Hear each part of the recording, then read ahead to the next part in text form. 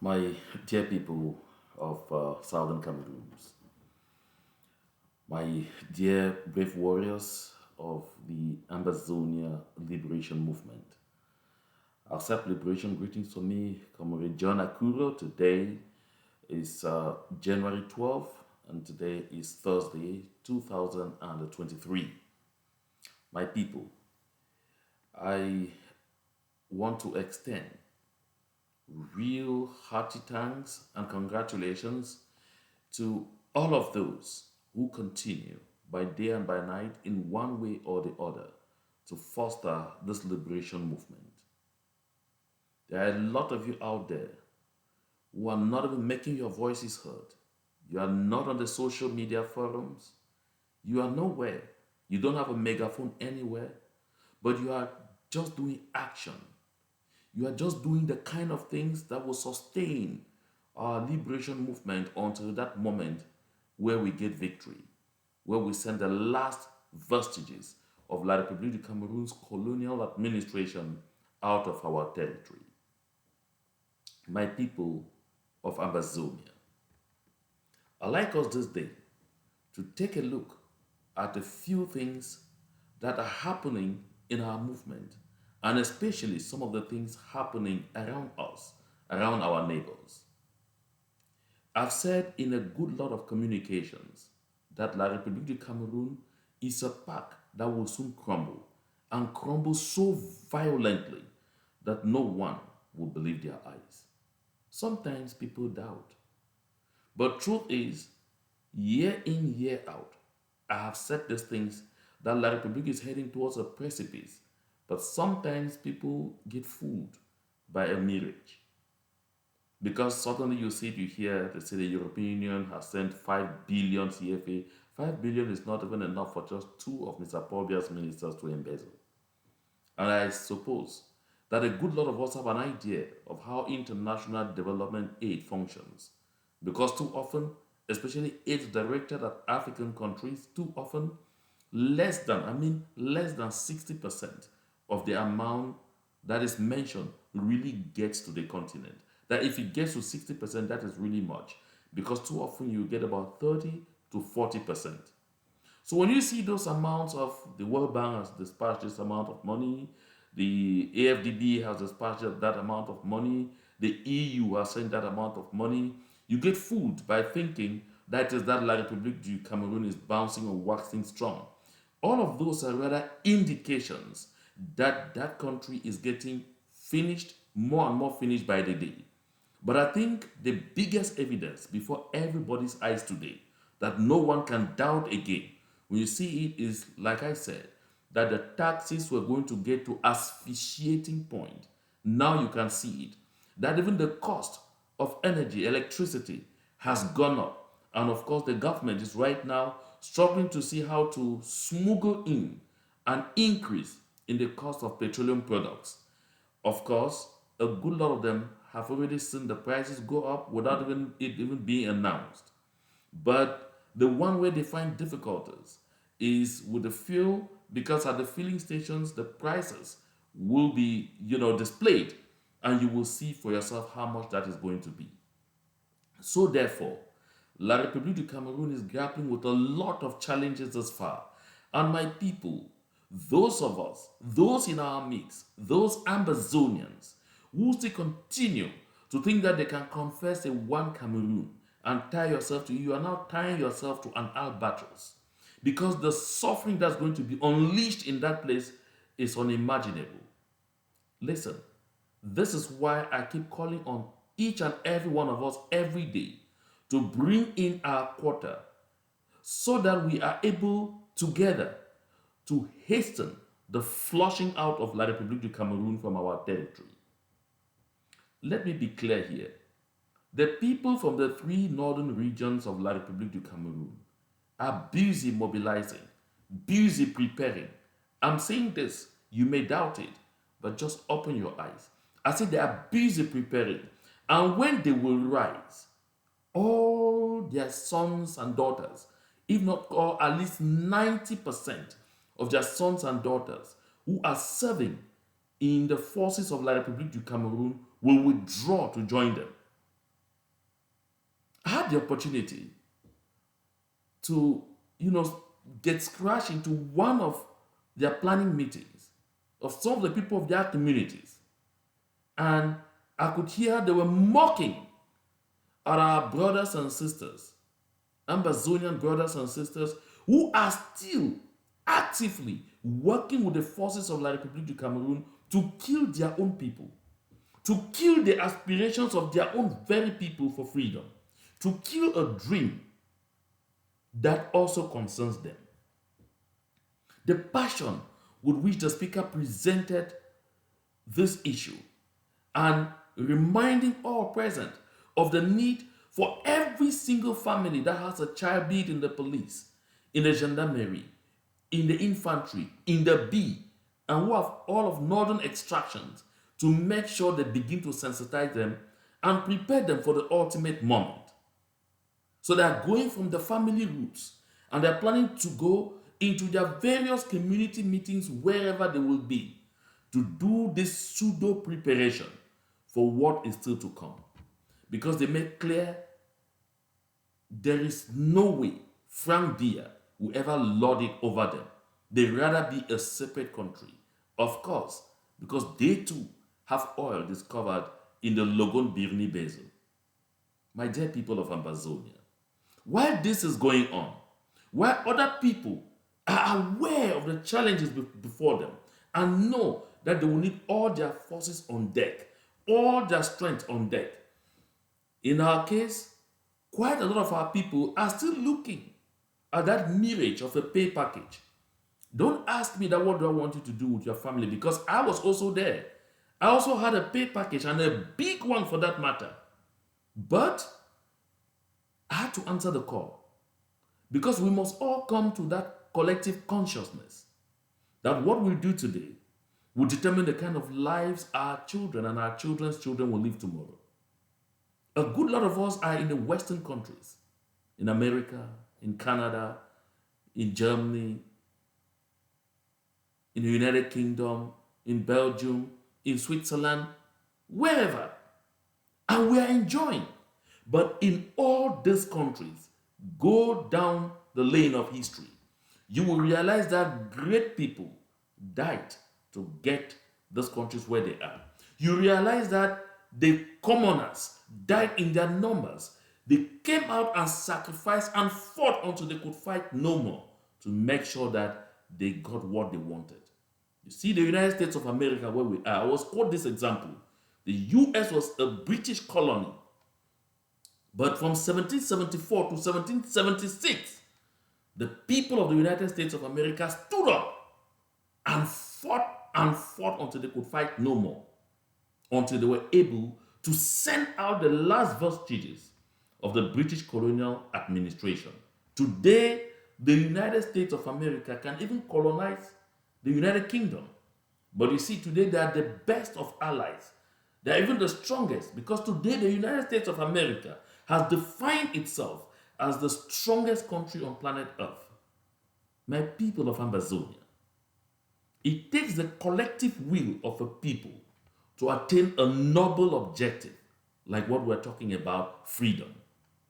If you have a child in the police force, you have a child in the B, you have a child in the infantry, you have a child in the Air Force, and you have not taken time to call these children and tell them, cooperate with your fellow brothers and sisters so we can have a free homeland, then I suppose that you are not yet ready for the freedom we are seeking. My people of Ambazonia, you will turn around and they say, oh, the boys, these are people, these young people with no form of training, who got up and got frustrated with what they were seeing before their very eyes. Their grandmothers, grandfathers, babies being burned alive in their homes by thugs from La Republique du Cameruin. The anger reached another level and they decided to rise up in defense. While your children who have had the training, prefer to stand on the side of the oppressor, and actually some even participate in burning down villages in their own communities. Should I say this is a curse? Go ahead. Look at all other liberation movements around the world. The sons and daughters of those countries who were serving in the forces of the oppressor, a good lot of them always decided to respond to the patriotic call to free homeland. Free homeland is a patriotic call. I mean, a patriotic call. Free homeland should not be negotiable. Free homeland should not be something someone should be convincing you to do. This is because it's just the right thing to do. Take a look at La Republique du Cameroun as it is now. 40 years of Paul Biya and the country is worse than hell. And now they are preparing Frank Biya. Call it now 50 years of Frank Biya. Where will your children be? But we don't have to belong to that useless country in the first place. We never belonged. We shouldn't have had anything to do with them. We should not have anything to do with them. This is the reason we must continue to rise. This is the reason you must reconsider your stance and join the fold. Because the time is nigh. There is a moment coming when you start finding it difficult to come in because you'll be neither nor. I mean it. That you find yourself in neither nor. When all the northerners will bond together and begin opening fire on the Republique du Cameroun forces and administration to send them out of their territory, where will you be? Where will you be then? When the Ekang-Bulus Beti clan, who are also preparing actively for a Beti state. Let me hang a bit on to this issue of this Beti state. Oh, by the way, before I go into that, let me interject with this little piece of gratitude. I've not done that yet. I was waiting to get everything, all the records together before I do that. I want to on this forum sincerely thank all those who contributed $1, $2, $5, $20 to help us get the LED truck for the demonstration we had in Washington, D.C. on the 13th of December, 2022. In all, from this platform where I launched the call, because that entire operation was covered by the funds raised on this platform, the truck you saw there, the entire financing resulted from the money you contributed from the call I made on this platform. Our total was $3,338. $3,338. We paid out to the company effectively $2,575. The balance of the money is being deployed to assist our refugees, being deployed to assist our foot soldiers who on the ground have to go out every now and then for one kind of activity or the other in terms of sensitization within ground zero. And of course, we are also going to pay some attention to our prisoners of war. The balance left is not much, but we make sure that we spread it in this manner to guarantee that we are continuing to use those resources to prosecute this liberation movement. So again, I want to sincerely thank each and everyone that contributed. I like to say this. We are able to do these things because we are working together. And those of you who sacrificed your activities on that day, defied even some kind of distractions with talks of poor weather, whatever issues, and showed up there in huge numbers, you did a great job. And I'm still incredibly proud of each and every one of you. My people of Ambazonia, let us go back now to what I was saying a while ago about the Ekang-Bulus Beti tribes. For a long time, the Ekang-Beti-Bulu tribes have been preparing a Beti state. They have borne it in their mind for a long time that they know the harm that they are causing to the rest of the country. And therefore, they will never sit back to be governed by anyone from anywhere else apart from the Bulu Ekang-Beti tribe. And therefore, they told themselves, in the unlikely event, they called it unlikely, because they believe that they have so taken control of the country's finances and control of the country's armed forces to the point it will be difficult for anyone to dislodge them, at least for a century more. Because they had that firm conviction. They now say, in the unlikely circumstance or event that they are in the end pushed out, then they will move on to their plan B. And which plan B is creating a Beti state made up of the center, the south, and the east. This is why all the structural projects for at least the past 15 or more years have all been located only in the center southeast grid. Want to doubt? Check it out. I can name them. You have the Lompanga Dam, it's in the east. You have Menvele, it's in the south. You have Making, it's in the center. Leave from there. You have the Kribi deep sea port, it is in Kribi. You hear they tell you about the Mbalam iron ore project, it is still out there. Every major project they have spoken about lately is in the center southeastern grid. And the reason is simple. Because especially with the deep sea port, they told themselves it may get to a point where they need to bring in military hardware to force themselves on the people, and they don't need to pass through Douala where they may have a mixture of people from other tribes disturbing them. That is why check the personnel at the Kribi deep sea port. 95% of them, they even hold service meetings in the dialect. Yeah? During service meetings, they speak in the dialect. They speak the Beti language. And they did that on purpose. And also, they already told themselves, in the event where we cut off, we should not be cut off from the rest of the world. They should have their access for their international trade on the seas and everything without any problems anywhere. My people of Ambazonia, it is important that these discussions take place so that we all know what is lying right ahead of us. This will help us to make informed decisions. Because while you are there screaming, oh, I'm a patriot, betraying your own people in the interest of La Republique du Cameroun, take note that one morning you will rise up and not find any La Republique du Cameroun as you know it today existing. This is something you need to bear in mind. And where will you go? Where will you go at such a time? This is a big question you need to ask for yourself. I was led to do this broadcast, to bring this information to our knowledge, to let each and every one of us get a grasp of what is ahead of us, so that those who are still standing on the fence should understand that this is not the time for fence standing. This is not the time for anyone, anywhere, to think that no, I will not be involved tomorrow. Hell no, you will be involved. And for all those who are busy, against our piece of advice, investing in Yaoundé, La Republique du Cameroun, like I have an acquaintance who told me that he's from the Leke. He said, your people are almost buying all the land. They want to outbuy us from the place. Mind you, a good lot of that land you are buying, you are not yet getting titles on those land, on those pieces of land.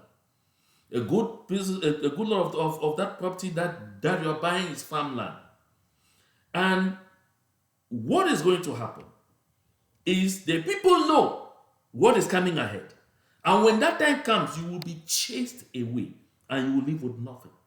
You will be chased away and you will leave with nothing. This is something I've been telling our people day in, day out.